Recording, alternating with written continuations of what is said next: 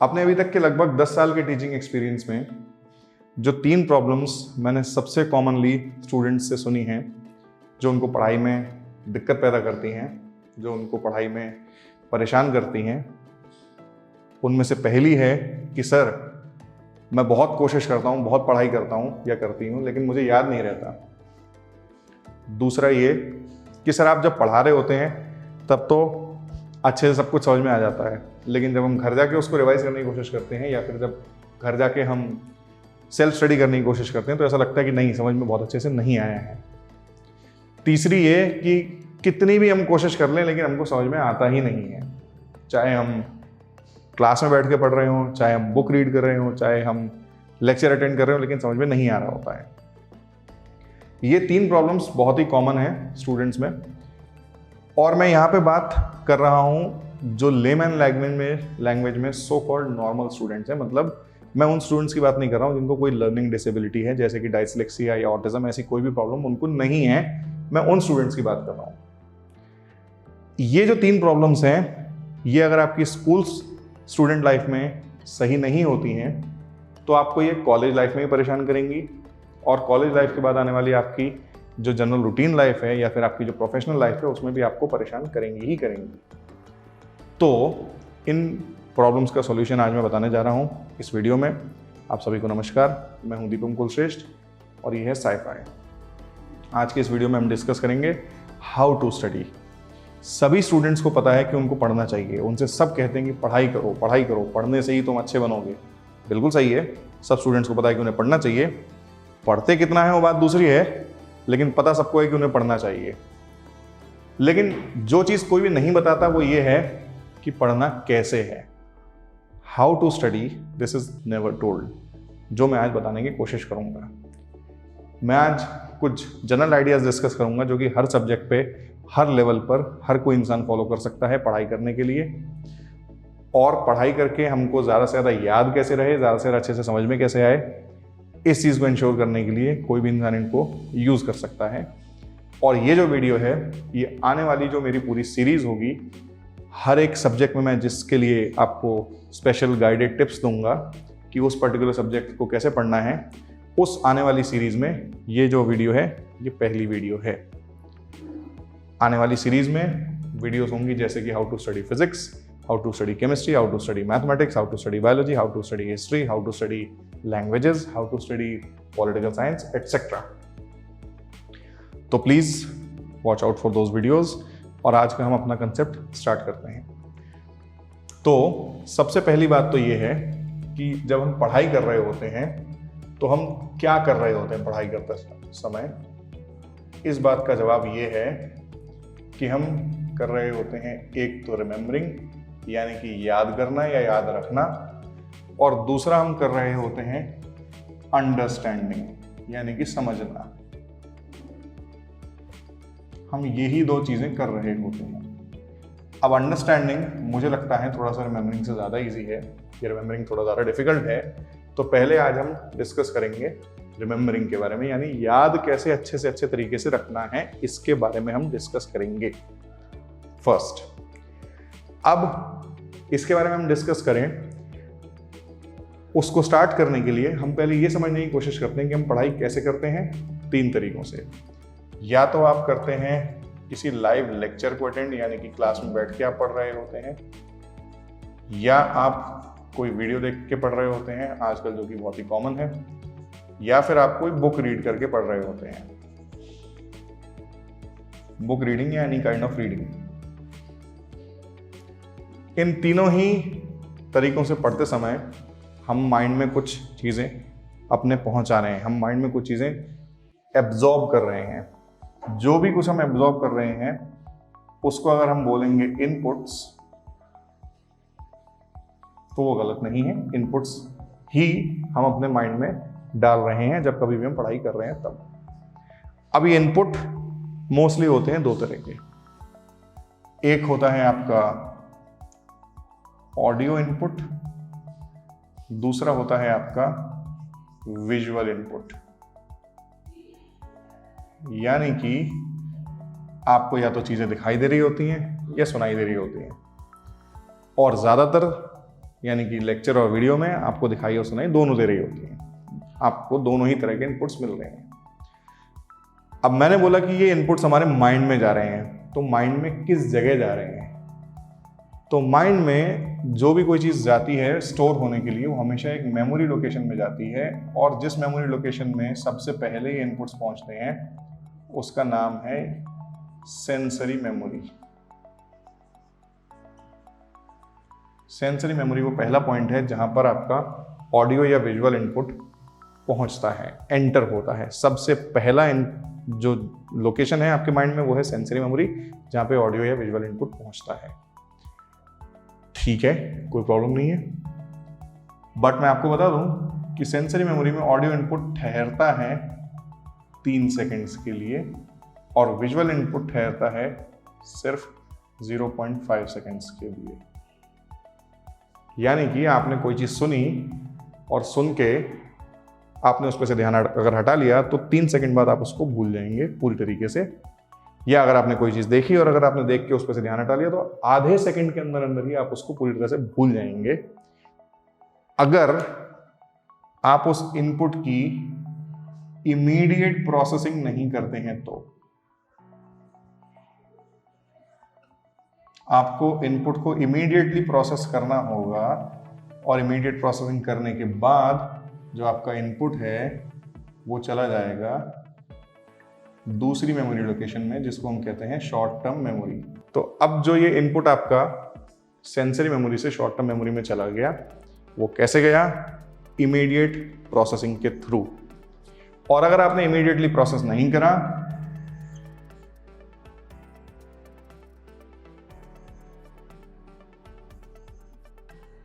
हमेशा के लिए आप वो चीज उस मोमेंट पे भूल जाएंगे।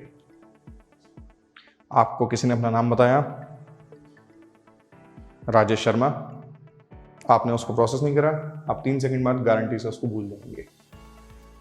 तो अब इमीडिएट प्रोसेसिंग हमारे लिए इंपॉर्टेंट है, बहुत ज़्यादा इंपॉर्टेंट है। क्यों इंपॉर्टेंट है? क्योंकि वो सेंसरी मेमोरी से शॉर्ट टर्म मेमोरी में हमारे जो भी इनपुट्स हमारे पास आ रहे हैं उनको भेज रही है, और अगर ऐसा नहीं हो रहा है तो वो इनपुट हम हमेशा के लिए भूल जा रहे हैं। तो यस, इमीडिएट प्रोसेसिंग हमारे लिए बहुत जरूरी है, क्योंकि वो सेंसरी से शॉर्ट टर्म मेमोरी में चीज़ों को भेजती है।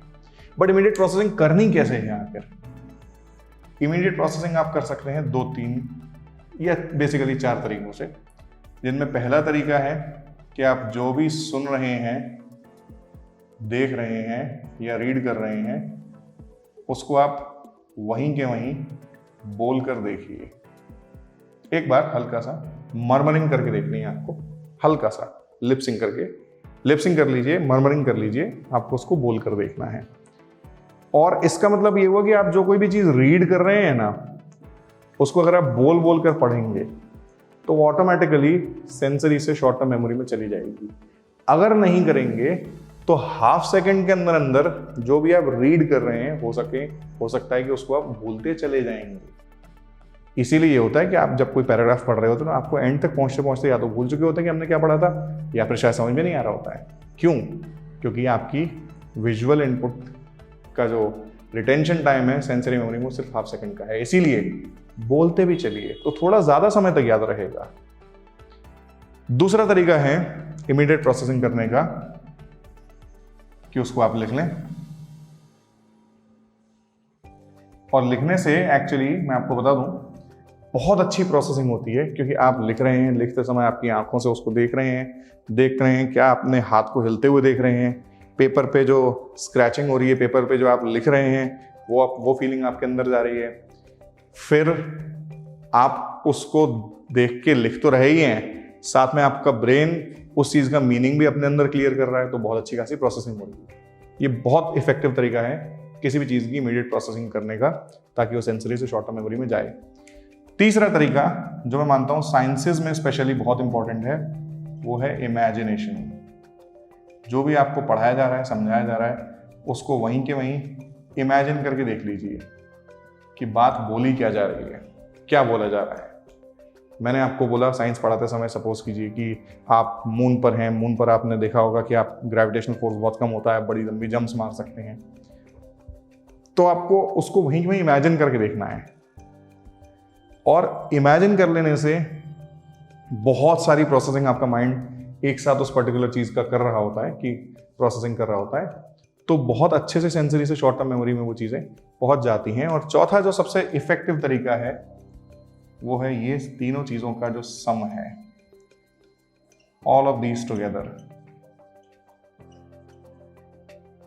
सारी चीज़ें आप एक साथ कर रहे हैं, यानी कि आप बोल कर भी देख रहे हैं, आप उसको साथ साथ में शॉर्ट में नोट डाउन भी कर रहे हैं, और उसको आप साथ में इमेजिन भी कर रहे हैं।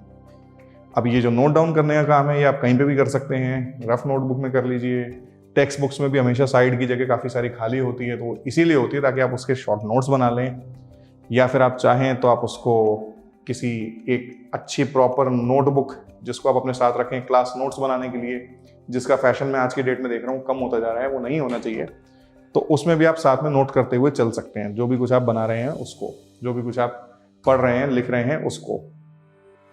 अब बात ये आती है कि आपका इनपुट जो है सेंसरी मेमोरी से शॉर्ट टर्म मेमोरी में पहुंच चुका है इमीडिएट प्रोसेसिंग के थ्रू। तो क्या यहाँ पे आपकी एक बहुत बड़ी जीत हुई है? जी हाँ, आपकी एक बहुत बड़ी जीत ये हुई है कि वो हमेशा के लिए भूल जाने से बच गया है। बट बात यह है कि शॉर्ट टर्म मेमोरी में आखिर कोई चीज़ कितने समय तक रह सकती है, तो वो है ये ड्यूरेशन। अब आप बोलेंगे सर आपने केवल 30 सेकेंड्स तक वो हमको याद रहे उसके लिए इतनी सारी कहानी पढ़ाई। जी हाँ, उसका रीज़न है, मैं आपको भी रीज़न बताऊंगा। अब रीज़न बताने से पहले मैं एक छोटी सी बात आपको और बता दूं। यहाँ आपको शायद समझ में आ गया होगा कि सेंसरी मेमोरी से शॉर्ट टर्म मेमोरी में डालने के लिए चीज़ों का इमीडिएट प्रोसेसिंग करना ज़रूरी है, और अगर आप उस समय जिस समय वो सारे इनपुट्स आपके माइंड में जा रहे हैं डिस्ट्रैक्टेड अगर होंगे तो क्या इमीडिएट प्रोसेसिंग हो पाएगी? बिल्कुल भी नहीं। इसीलिए आपके जब टीचर्स आपको पढ़ा रहे होते हैं तो वो कहते हैं ध्यान दो। और मैं अपने हर एक स्टूडेंट को हमेशा बोलता हूं कि जब भी जो भी कोई चीज़ पढ़ाई जा रही है उसको वहीं के वहीं तुरंत इमेजिन करो, तुरंत सोच कर देखो। क्यों? ताकि वो यहां से यहां पहुंच पाए। अब अगेन आप बोलेंगे सर 30 सेकेंड्स ही तो है, लेकिन आप शायद एक बात भूल रहे हैं कि शॉर्ट टर्म मेमोरी के बाद ही कोई चीज़ लॉन्ग टर्म मेमोरी में जाएगी जिसका ड्यूरेशन जो है वो होता है इंडेफिनिट। मतलब ये कि एक बार अगर लॉन्ग टर्म मेमोरी में वो चीज़ चली गई तो आपको लाइफ लॉन्ग हमेशा के लिए याद रहेगी, रहती ही है। मोस्ट ऑफ द टाइम आपको ये याद होगा कि आपने केजी में या नर्सरी में आप जब पढ़ रहे थे तो आपकी टीचर ने आपको जो पढ़ाया, जो बोला, जिस तरह की वो ड्रेसेस पहन के आती थी, जो आपकी स्कूल की यूनिफॉर्म थी, ये सारी चीज़ें आपकी लॉन्ग टर्म मेमोरी में हैं। आपने सबसे पहले पिज़्ज़ा कहाँ खाया था, आपने सबसे पहले साइकिल कौन सी खरीदी थी, ये सारी चीज़ें आपकी लॉन्ग टर्म मेमोरी में सेट होती हैं और कोई नहीं भूलता इन सब चीज़ों को, सबको याद होता है। क्यों? क्योंकि वो चीज़ लॉन्ग टर्म मेमोरी में है। इट्स अ साइंटिफिक फैक्ट कि लॉन्ग टर्म मेमोरी में जाने वाली एक बार जो चीज़ पहुंच जाती है वो कभी भी आप नहीं भूलते हैं। अब बात ये आती है कि सेंसरी से शॉर्ट टर्म में कैसे पहुंचाना है, मैंने बता दिया, लेकिन शॉर्ट टर्म से लॉन्ग टर्म में कैसे पहुंचाना है, और उसके लिए हमारे पास 30 सेकेंड्स हैं? नहीं, 30 सेकेंड्स नहीं है, मैं आपको समझाता हूं कैसे। 30 सेकेंड्स तो इसलिए हैं ताकि हम शॉर्ट टर्म में उसको होल्ड कर पाएं। शॉर्ट टर्म में होल्ड करके हम क्या करने वाले हैं उसको ध्यान से देख लीजिए। अब जो हमारा टास्क बचता है वो ये है कि हमको चीज़ों को शॉर्ट टर्म मेमोरी से लॉन्ग टर्म मेमोरी में ट्रांसफ़र करना है, जिसके लिए जो सबसे पहला टास्क है वो है आपको एक एक्सटर्नल मेमोरी जनरेट करनी है, जो भी आपके पास इंफॉर्मेशन आ रही है उसकी एक्सटर्नल मेमोरी। ये जो 30 सेकेंड्स हैं ये आपको वो एक रफ एक्सटर्नल मेमोरी जनरेट करने के लिए मिल जाएंगे। अब ये एक्सटर्नल मेमोरी जो हो सकती है ये हो सकती है रिटन नोट्स की फॉर्म में, बहुत ही इफेक्टिव तरीका है। दूसरा हो सकती है वीडियो रिकॉर्डिंग के फॉर्म में, जैसे कि ये वीडियो आप देख रहे हैं। तीसरा हो सकती है ऑडियो रिकॉर्डिंग की फॉर्म में, बट ऑब्वियसली ये सारी चीज़ें क्लासेस में पॉसिबल नहीं है। क्लास में आप जब बैठ के पढ़ रहे हैं तब ये पॉसिबल नहीं है, तो इसीलिए बेटर है कि आप रिटन नोट्स पे ज़्यादा फोकस करें। और चौथा हो सकती है डायग्राम्स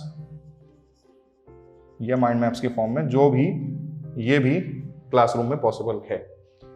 तो अब मैं समझाना क्या चाह रहा हूँ कि शॉर्ट टर्म मेमोरी से आपको जब लॉन्ग टर्म मेमोरी में चीज़ों को भेजना है तो आपको चाहिए एक first of all external memory, जो कि होते हैं मोस्टली रफ नोट्स, और दूसरा बाकी भी मेथड्स हैं, लेकिन मैं प्रेफर करूंगा आप जब क्लास में बैठ के पढ़ रहे हैं, आप जब कोई वीडियो भी देख रहे हैं, तो भी आप साथ में एक नोटबुक रखें ताकि आप रफ नोट्स एटलीस्ट बनाते चलें। इससे दो चीज़ें पॉसिबल हो रही हैं, इससे दो चीज़ें आपकी अचीव हो रही हैं। एक तो ये कि इमीडिएट प्रोसेसिंग हो रही है, दूसरी चीज़ वो एज एन एक्सटर्नल मेमोरी भी आपके लिए सर्व करेगा बाद में, जिसको यूज़ करके आप शॉर्ट टर्म से चीज़ों को लॉन्ग टर्म मेमोरी में ट्रांसफर कर सकते हैं। अब जब आप यहाँ पर इसको लिख रहे हैं तो यहाँ से यहाँ तो चला ही गया, और इमीडिएटली इसने आपको 30 सेकेंड्स और प्रोवाइड कर दिए कि आपको उस रिटर्न नोट में अगर कहीं कोई चेंज करने हो तो भी आपको 30 सेकेंड्स तक चीज़ ध्यान रहेगी। ठीक है, अब ये हुआ आपका फर्स्ट स्टेप, एक्सटर्नल मेमोरी आपने जनरेट कर ली। इसके बाद जो सेकंड स्टेप है वो ये है कि आपने जो भी इनपुट जनरेट किया है, लेक्चर खत्म होने के बाद, पढ़ाई आपने जब वीडियो कंप्लीट कर ली उसके बाद, या आप जब बुक को साइड में रख चुके हैं उसके बाद, तो आपको इस एक्सटर्नल मेमोरी को उठाना है, यानी कि अपने नोट्स को या फिर बाकी किसी भी फॉर्म में जिसमें आपने बनाई है उसको उठाना है, और आपको जो भी आपने पढ़ा, सीखा, समझा है उसको आपको सीक्वेंशियली ऑर्गेनाइज करना है।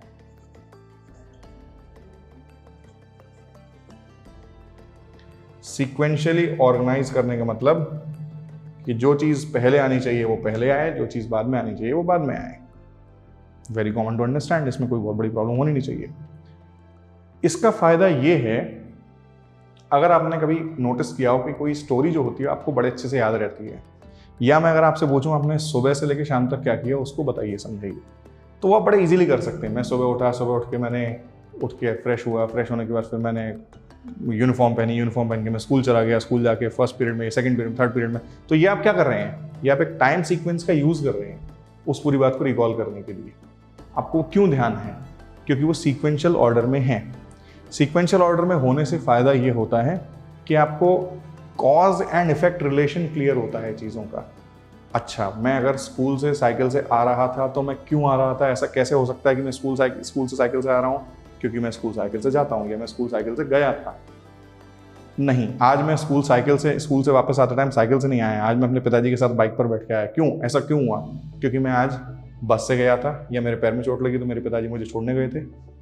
तो आपको चीज़ों के रीज़न जब क्लियर होते हैं, चीज़ों के कॉजेज जब क्लियर होते हैं, तो आपको इफेक्ट्स याद रखने में बहुत आसानी होती है। यानी कि सीक्वेंशियली ऑर्गेनाइज करना चीज़ों को याद रखने के लिए बहुत अच्छा एक तरीका है। इसके अलावा जो तीसरा स्टेप आपको करना है वो है एब्सोल्यूट क्लैरिटी ऑन मीनिंग्स।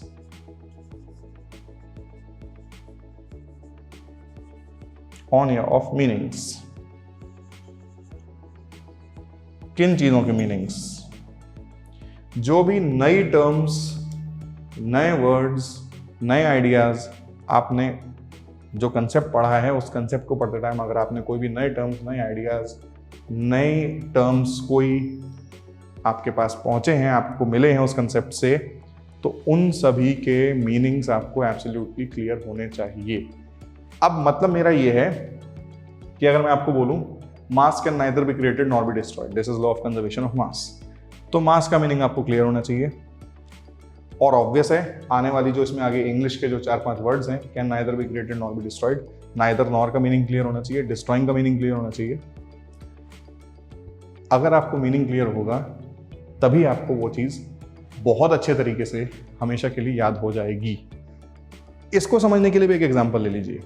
अगर मैं आपको कोई सॉन्ग दूं याद करने के लिए, गाना जो कि रशियन लैंग्वेज में लिखा हुआ हो, और रशियन लैंग्वेज में लिखे हुए उस गाने का मैं आपको मीनिंग ना प्रोवाइड करूं, हो सकता है दुनिया भर की मेहनत करने के बाद आप उस सॉन्ग को याद कर पाएं, लेकिन बहुत ऑब्वियस है कि आपके लिए उसको याद करना बहुत डिफिकल्ट होगा। अब अगर साथ में मैं उस रशियन लैंग्वेज में लिखे हुए सॉन्ग के साथ में अगर उसका मीनिंग भी प्रोवाइड कर दूं, लिरिक्स के जो इंग्लिश मीनिंग्स हैं या हिंदी मीनिंग्स होंगे मैं आपको प्रोवाइड कर दूं, तो आपके लिए कंपैरेटिवली इजी होगा। अच्छा, ये साउंड इसका मीनिंग ये निकलता है, ठीक है, इस मीनिंग के बाद मुझे ये मीनिंग बोलना है, तो इस साउंड के बाद ये साउंड आ जाएगा। और तीसरा, अगर मैं एक ऐसा सॉन्ग याद करने को दूं जो आपकी नेटिव लैंग्वेज में है, आप बड़े इजीली उसको याद कर लेंगे, देर नहीं लगेगी आपको। क्यों? क्योंकि हमारा ब्रेन ज़्यादा अच्छे से एक्सेप्ट करता है और याद करता है उन सब चीज़ों को जिनका मीनिंग आपको क्लियर होता है। एक और एग्जांपल मैं दूंगा आपके लिए। एक नंबर्स का सीक्वेंस अगर मैं लिख दूं 9873482361, ये एब्सोल्युटली रैंडमली अभी भी मैंने सोच के लिख दिया।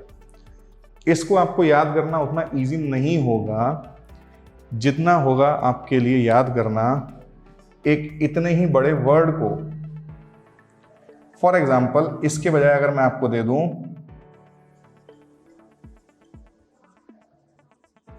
लगभग उतना ही बड़ा है, इस वर्ड को याद करना आपके लिए बहुत ज्यादा इजी है as compare to this number sequence. क्यों? क्योंकि उस नंबर सीक्वेंस में पहली बात तो कोई सीक्वेंस नहीं है, दूसरी बात कोई मीनिंग उसका नहीं क्लियर हो रहा है आपको। यहां इस वर्ड में आपको इसका साउंड क्लियर है, आपको इसका मीनिंग क्लियर है, और उस साउंड को जनरेट करने के लिए आपको स्पेलिंग कैसे बनानी है ये रूल्स आपको पता है। इसको याद करना आपके लिए बहुत ईजी है, इसको याद करना आपके लिए बहुत डिफिकल्ट है। सिमिलरली आपने अगर कभी ध्यान दिया हो तो जिन कार्स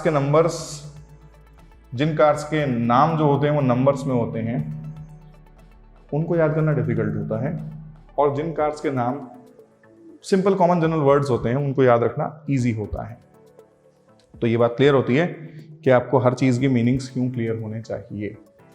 अब इन सब चीजों में एक बहुत इंपॉर्टेंट चीज आप ऐड कर सकते हैं और जिससे कि आपकी मेमोरी एकदम पक्की हो जाएगी, वो है फोर्थ स्टेप।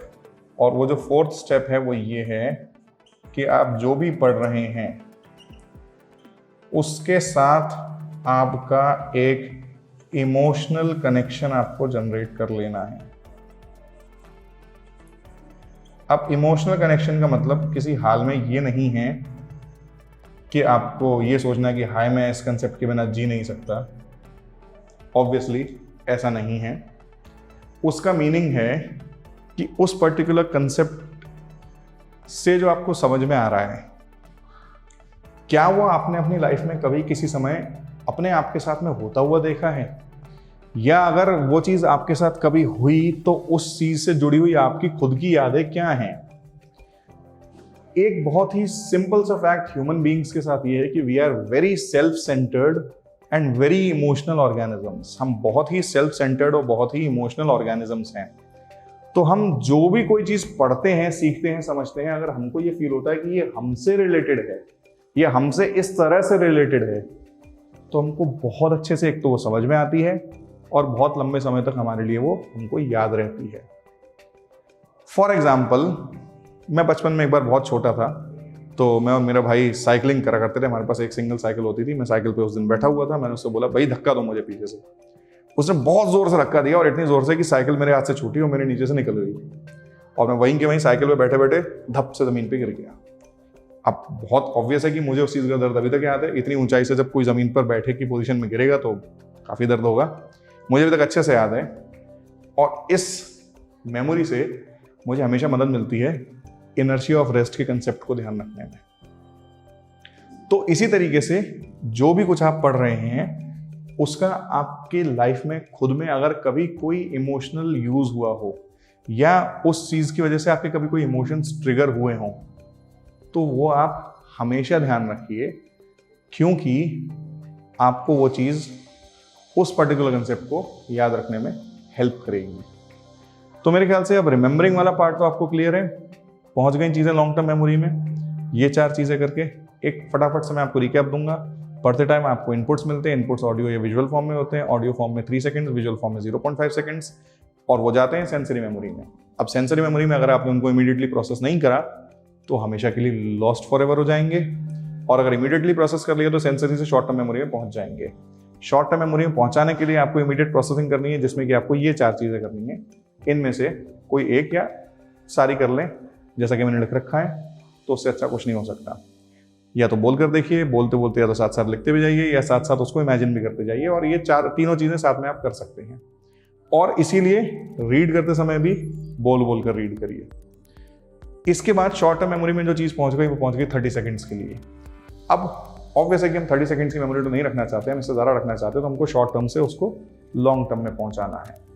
तो शॉर्ट टर्म से लॉन्ग टर्म में पहुंचाने के लिए इस 30 सेकंड्स का जो हम यूज करेंगे वो होगा इस एक्सटर्नल मेमोरी को क्रिएट करना। इस एक्सटर्नल मेमोरी में हमको चीज़ें या तो रिटन फॉर्म में रखनी है, या फिर ऑडियो रिकॉर्डिंग या वीडियो रिकॉर्डिंग या डायग्राम्स या माइंड मैप्स के फॉर्म में। फिर इसके बाद जो हमारा काम, एक्चुअल काम जो चालू होता है शॉर्ट टर्म से लॉन्ग टर्म में भेजने के लिए, जो भी हमने इस एक्सटर्नल मेमोरी में लिखा है उसको बाद में हमको सीक्वेंशियली ऑर्गेनाइज करना है। कौन सी चीज़ पहले आई, कौन सी चीज़ बाद में आई, उसका हमको मीनिंग बिल्कुल हमारे सामने क्लियर कर लेना है। और लास्ट एंड मोस्ट इम्पॉर्टेंट, हमको उस चीज़ के साथ एक ऐसी मेमोरी सोच कर देखनी है, याद करके देखना है कि जब वो कंसेप्ट आपने अपनी लाइफ में यूज़ किया और उसका आपकी लाइफ पर क्या इफेक्ट पड़ा। और हाँ, इसीलिए टीचर्स को बार बार बोला जाता है कि हमेशा रियल लाइफ एग्जाम्पल्स दीजिए, ताकि बच्चे उस पर्टिकुलर कंसेप्ट से रिलेट कर पाएँ। और हमेशा ये ध्यान रखिए कि आप ये जो सारा का सारा मेथड है ना, अभी आपको लग रहा होगा कि बड़ा लंबा चौड़ा मैंने लिख दिया, बोर्ड पूरा भर दिया। नहीं, बहुत आसान सा है। आप अगर ये पर्टिकुलर स्टेप कर लेते हैं तो उससे आपका ये स्टेप अपने आप हो जाता है। ये स्टेप कर लेते हैं तो उससे आपके पास इसके लिए और इसके लिए ऑटोमेटिकली मटेरियल जनरेट हो जाता है। तो आपको बस एक छोटा सा काम करना है, बोलते जाओ, लिखते जाओ, इमेजिन करते जाओ, बस वहीं के वहीं आपका ये यहाँ से यहाँ पहुँच गया इनपुट, वहाँ से वहाँ पहुँचाने के लिए आपको ये मटेरियल मिल गया। इस मटेरियल को बस आपको घर जाके रिवाइज करना है, सिंपल। इस तरीके से आई कैन गारंटी कि आपको चीज़ें ज़्यादा लंबे समय तक याद रहेंगी। अब आप चाहें तो इस वीडियो को अभी पॉज करके इन सब चीज़ों को नोट डाउन कर सकते हैं, स्क्रीनशॉट ले सकते हैं, या ऑब्वियसली ये वीडियो फॉर्म में है तो आपको हमेशा के लिए याद रहेंगी ही रहेंगी। अब इसके बाद हम आते हैं अंडरस्टैंडिंग पार्ट पे, कि हमको अपनी अंडरस्टैंडिंग को बेटर कैसे बनाना है। तो अब हमने जो एक्सटर्नल मेमोरी क्रिएट कर ली थी पहले ही, जिसमें कि हमने चीज़ों को, एक्सटर्नल मेमोरी हमने क्रिएट करी थी जिसमें हमने चीज़ों को या तो रिटन फॉर्म में रखा था, या फिर हमारी जो वीडियो रिकॉर्डिंग थी, या जो ऑडियो रिकॉर्डिंग थी, या जो डायग्राम्स थे, एटसेट्रा। अब जो शॉर्ट टर्म से लॉन्ग टर्म में पहुंचाने का जो पहला स्टेप था वो था कि हमको इन चीज़ों को सीक्वेंशियल ऑर्डर में ऑर्गेनाइज करना है। यही वो पहला स्टेप है जो आपको अंडरस्टैंडिंग को बेटर करने में हेल्प करेगा। तो इस सब से जो आपके पास इंफॉर्मेशन है उसको आपने फर्स्ट ऑफ ऑल अरेंज कर लिया, सीक्वेंशियली ऑर्गेनाइज कर लिया। और सीक्वेंशियली ऑर्गेनाइज करने का जो सबसे बढ़िया तरीका है वो मैं आपको पहले ही बता चुका हूँ कि आपको उसमें चीज़ों के बीच में cause and effect relationship clear होनी चाहिए। एक प्राइमरी कॉज होगा, उसके बाद एक सेकेंडरी कॉज होगा, उसके बाद एक प्राइमरी इफेक्ट होगा, फिर सेकेंडरी इफेक्ट होगा। मतलब ये सुनने में बहुत टेक्निकल लगता है लेकिन बहुत ही कॉमन है। मैं सुबह उठा, प्राइमरी कॉज, उठ के बिस्तर से उतरा, सेकेंडरी कॉज, बिस्तर से उठते ही मेरा पैर फिसल गया, प्राइमरी इफेक्ट, पैर फिसल के मैं गिर गया, सेकेंडरी इफेक्ट, नो प्रॉब्लम। तो इस तरह से आपने अगर एक बार ऑर्गेनाइज कर लिया तो आपके पास चीज़ों का एक सीक्वेंशियल ऑर्डर है। और आपको बड़े इजीली ये क्लियर कर दिया, ये ऑर्डर जो होगा ये आपको बड़े इजीली क्लियर कर देगा कि आपको अंडरस्टैंडिंग के टाइम पर चीज़ों को कैसे एक दूसरे से कनेक्ट करना है। So this will help you to connect all the ideas better. दूसरा जो स्टेप था वो था हमारा सारी चीज़ों के मीनिंग्स क्लियर कर लेना। इसको मैं शॉर्ट में ही लिख के शॉर्ट में एक्सप्लेन करूंगा। अंडरस्टैंड ऑल की टर्म्स और आइडियाज। ये बड़ी ही सिंपल सी बात है कि हमको सारे के सारे जो हमने पढ़ा है उसके सारे की टर्म्स और आइडियाज क्लियर होने चाहिए। इसमें कोई बहुत बड़ी बात ज़्यादा एक्सप्लेन करने के लिए है नहीं। अब इसका जो थर्ड स्टेप आता है, जो अंडरस्टैंडिंग का बड़ा ही अच्छा और बहुत ही इंपॉर्टेंट स्टेप है, वो ये है कि आपको चीज़ों को प्रिपेयर ऐसे करना है, जब आप कोई चीज़ समझ रहे हैं, जब कोई चीज़ पढ़ रहे हैं, जब कोई चीज़ आप अपने दिमाग में बिल्कुल बैठा रहे हैं, तो आपको उसको ऐसे प्रिपेयर करना है कि जैसे आप किसी और को पढ़ाने वाले हों। प्रिपेयर टू टीच, उस कंसेप्ट को आपको ऐसे पढ़ना है कि जैसे आप किसी और को पढ़ाने वाले हों। अब ये प्रिपेयर करना कैसे कर सकते हैं हम, ये तो हमको समझ में नहीं आया कि कैसे प्रिपेयर करना है। मैं बताता हूँ कैसे करना है, बहुत डिफिकल्ट नहीं है। इसके भी 2-3 तरीके हैं।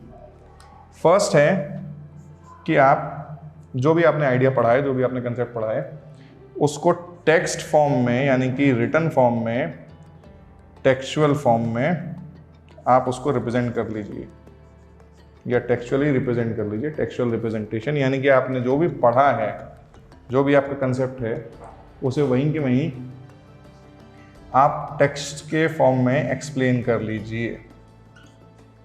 टेक्सचुअल एक्सप्लेनेशन यानी कि आपने जो पढ़ा है उसे आपने लिखकर समझाने की कोशिश करी है। मैंने कोई डेफिनेशन पढ़ी, डेफिनेशन मैंने समझ ली, उस डेफिनेशन को समझने के बाद मुझे समझ में आया, मैंने उसको डिस्क्राइब कर दिया। This happens because of this, this happens because of this, because of this that, ऐसे करके मैंने उसको सारी चीज़ को एक्सप्लेन कर दिया। एक तो ये तरीका है। दूसरा तरीका है कि आप एक बड़ा एलैबोरेट डायग्राम या माइंड मैप क्रिएट करिए, जो भी वो कंसेप्ट है उसका। नो प्रॉब्लम, कोई दिक्कत नहीं है। जैसे मैं इतनी देर से जो आपको अभी समझा रहा था वो सब क्या था, वो एक माइंड मैप ही तो है कि हम कहाँ से कहाँ बढ़ते हैं, उसमें बीच में स्टेप्स क्या आते हैं। इस तरह से आप जो भी आपने पढ़ा है ना, उसे आप अपने सामने एक पेपर रख के उस पर पूरा ड्रॉ करके, उस पर पूरा बनाकर, उस पर पूरा रिप्रेजेंट करके देख लीजिए, जिससे कि आपको खुद के लिए क्लियर हो जाएगा कि चीज़ें कैसे मूव कर रही हैं, चीज़ें कैसे मूव कर रही हैं, यानी कि वो कंसेप्ट कैसे कैसे आगे बढ़ रहा है, वो कंसेप्ट कैसे प्रोसीड फर्दर हो रहा है। ठीक है। इसके अलावा तीसरा एक तरीका है, वो ये है act in front of mirror. यानी कि जो भी कोई चीज़ आपने पढ़ी उसे खुद को एक्सप्लेन करते हुए मिरर के सामने खड़े होकर आप एक्ट करिए जैसे आप खुद को वो चीज़ समझा रहे हैं। या फिर आप मिरर की भी ज़रूरत नहीं है, आप सीधे चाहें तो जैसे एक एम्प्टी रूम में बैठकर या फिर किसी पॉइंट को स्टेयर करते हुए या फिर आप खुद से ही आपस में अपने आप में सोचते हुए उस चीज़ को बोल कर देख लीजिए। जैसे कि आप किसी और को समझाने की कोशिश कर रहे हो वैसे आप उसको बोल कर देख लीजिए। इससे भी आपको चीज़ें काफ़ी अच्छे से प्रिपेयर हो जाएंगी, अंडरस्टैंडिंग में आपको ये बहुत हेल्प करेगा। लास्ट एंड सबसे इफेक्टिव और कॉमन तरीका, या फिर जब मैं प्रिपेयर टू टीच बोल रहा हूँ तो आप एक्चुअली किसी को पढ़ा कर देख लीजिए। Try to teach someone, try to teach that concept to someone. अब अगर आपने कभी सोचा हो कि टीचर से कंसेप्ट इतने क्लियर कैसे होते हैं, तो इसीलिए क्योंकि हम टीचर्स जो हैं, हम हर चीज़ को न जाने कितनी बार रिपीट करते हैं, बच्चों के सामने एक्सप्लेन करते हैं, बहुत बार एक्सप्लेन करते हैं, personally, 1-to-1, in a group, in a class, हर तरीके से एक्सप्लेन करते हैं। तो वो चीज़ हमको बहुत अच्छे से हमारे माइंड में क्लियर हो जाती है। और मैं आपको एक चीज़ और बता दूँ, जो चीज़ मैंने बहुत अच्छे से एक्सपीरियंस करी अपने आप के साथ में, वो ये है कि जब आप किसी को कोई चीज़ एक्सप्लेन कर रहे होते हैं ना, तो आपके माइंड में जो प्रोसेसिंग चल रही होती है, उस प्रोसेसिंग से कुछ और नए आइडियाज़ ऐसे होते हैं जो उस पर्टिकुलर कंसेप्ट के बारे में आपको समझ में आते हैं, जो आपको पहले हो सकता है नहीं समझ में आए हों। कुछ और ऐसे आइडियाज़ होते हैं जिनको आप डिस्कवर करते हैं। तो इसीलिए किसी को पढ़ाना एक बहुत ही बेहतरीन तरीका है अपने आप को चीज़ें समझाने का। और ये मैं नहीं कह रहा हूँ, ये रिचर्ड फेनमैन नाम के एक बहुत ही फेमस, बहुत ही अच्छे जाने माने फिजिसिस्ट थे। उन्होंने बहुत ही बड़ी बात ये जो हमको पूरी ह्यूमैनिटी को समझाने की कोशिश करी थी कि भाई the best method to understand anything is to explain it to someone else. अब हमारा आज का टॉपिक यहीं समाप्त होता है। हमारा जो आइडिया है वो यहीं फिनिश होता है कि हमको कोई चीज़ समझनी कैसे है, कि हमको कोई चीज़ पढ़नी कैसे है। आई होप कि इस वीडियो से आपको कुछ हेल्प मिली होगी। आने वाली वीडियोज़ के लिए प्लीज़ चैनल को लाइक करिए, सब्सक्राइब करिए और as much as possible share कीजिए। Thanks a lot.